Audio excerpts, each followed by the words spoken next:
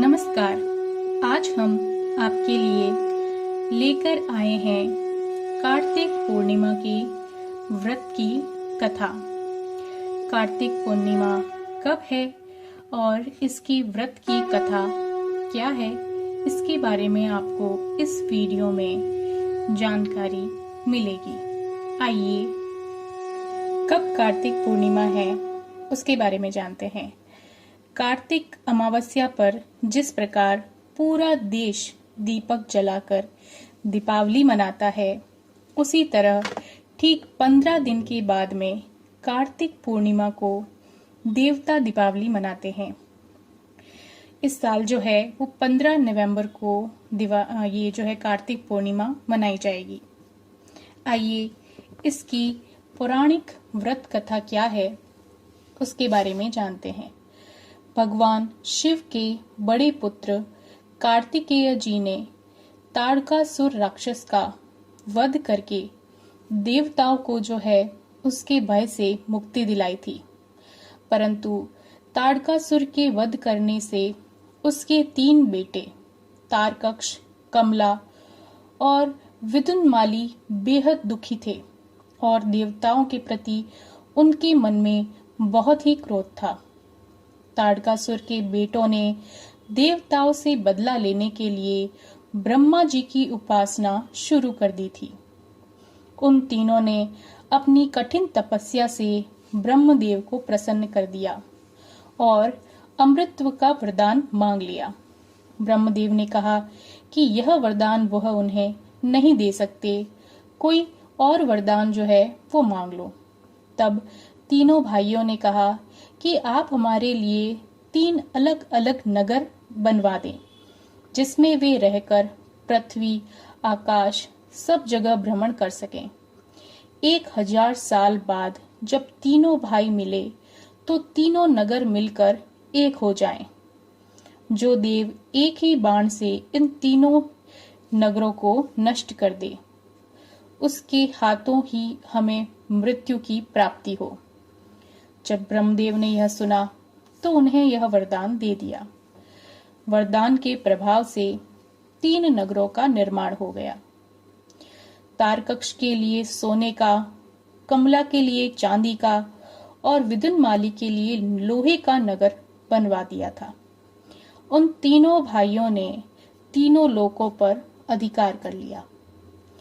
अब इधर देवताओं के राजा इंद्र इन तीनों भाइयों से डर कर भगवान शिव के शरण में गए और मदद करने का निवेदन किया।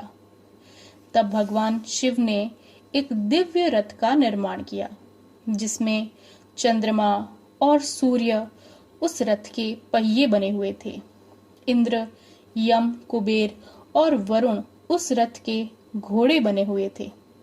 हिमालय, धनुष और शेषनाग प्रत्यंचा बने। भगवान शिव बाण और अग्निदेव उसके नोक बने। ऐसा दिव्य रथ भगवान शिव उन तीनों भाइयों से लड़ने के लिए उस रथ को लेकर पहुंचे। भगवान शिव और उन तीनों राक्षसों के बीच में बहुत ही भयंकर युद्ध हुआ। युद्ध के समय जैसे ही तीनों भाई एक सीध के अंदर आए, भगवान शिव ने उस दिव्य धनुष से बाण चलाकर एक ही बार में ही तीनों को जो है वो तीनों का संहार कर दिया। इस वजह से भगवान शिव को भगवान त्रिपुरारी भी कहा जाता है। यह घटना जो है वो कार्तिक पूर्णिमा के दिन हुई थी। इस वजह से कार्तिक पूर्णिमा को त्रिपुरारी पूर्णिमा भी कहा जाता है। तीनों राक्षसों का वध होने से सभी देवी और देवता बहुत ही प्रसन्न हुए। उन्होंने भगवान शिव की पूजा आराधना की। उसके बाद से काशी में जाकर गंगा स्नान किया, फिर वहां पर दीपदान किया। इस वजह से जो है वो कार्तिक पूर्णिमा की शाम को देव दीपावली मनाई जाती है। इसे देवताओं की दीपावली भी कहा जाता है।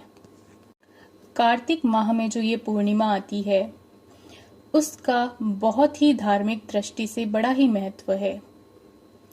माघ महीने की पूर्णिमा के समान ही इस दिन जो है वो गंगा स्नान का बहुत ही अधिक महत्व बताया गया है। कार्तिक पूर्णिमा के दिन गंगा में दीपदान का बड़ा ही महत्व है।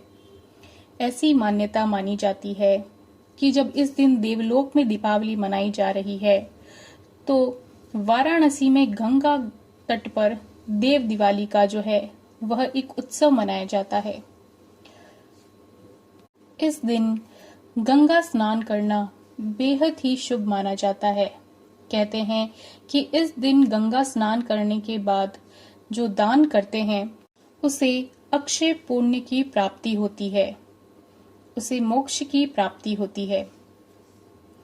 जो कार्तिक पूर्णिमा पर गंगा स्नान करने का शुभ मुहूर्त है वह सुबह 4:58 से 5:51 तक रहेगा।